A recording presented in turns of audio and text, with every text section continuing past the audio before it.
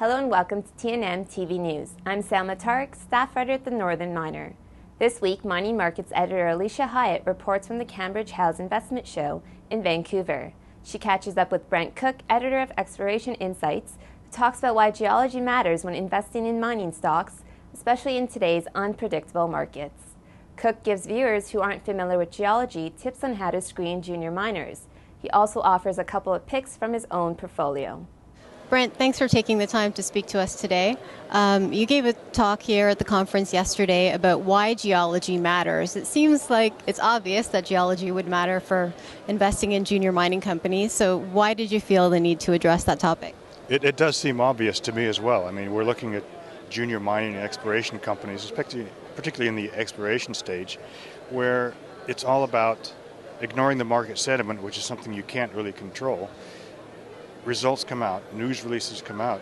If you don't understand what those are actually saying, don't understand what a company's looking for, what it looks like and what it doesn't look like, you're behind the curve.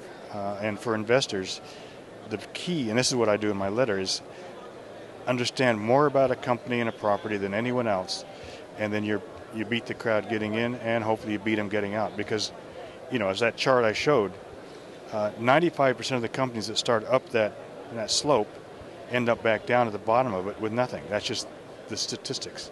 So somewhere along that line going up, you're going to know, you should know, what's going wrong and why this project isn't going to work. And if you can pick that before the rest, you might get up ahead of the top, but you're out before the bottom. So that's why geology matters. The drill hole interval calculator, where did that idea come from? The drill hole interval calculator is a little tool on the website that the guys at Corbax and I put together. And a lot of companies are looking at a Cisco-style deposit, which are these large, disseminated, low-grade deposits that appear to be going to be work because the mineralization is evenly distributed across that. But what happens sometimes, and a lot of companies do this, is they'll say, we drilled, call it 100 meters at 1.5 grams, including 1 meter of 80 grams. That 1 meter of 80 grams is smeared or spread across that 100 meters, and it's not true. So with the calculator, and it's free to use, you put in what the long interval is, call it 100 meters of 1.5 grams, including one at 89 grams, and below that you get what the other 99 meters actually run. And if you do those numbers, you're going to come from something like 0.2 grams per ton, which is not economic. So it changes the whole context of how you view this news release and this deposit, from one of a large disseminated deposit to a narrow high-grade deposit. And that means you've got your whole context of how you evaluate it, how you drill it out, and how you value it changes. So it's a real useful tool, I think. Are there other, I don't want to say tricks, but red flags in press releases that might indicate a company is trying to make the geology of a deposit look better than it really is? Well, the press releases aren't really news releases; they're promotional pieces, and keep that in mind. I think an easy thing that your common any investor can do is, when a company puts out a news release, it has drill samples, rock samples, geophysics. There's got to be a map associated with it. There's got to be drill hole sections associated with it, and some sort of interpretation of what it means.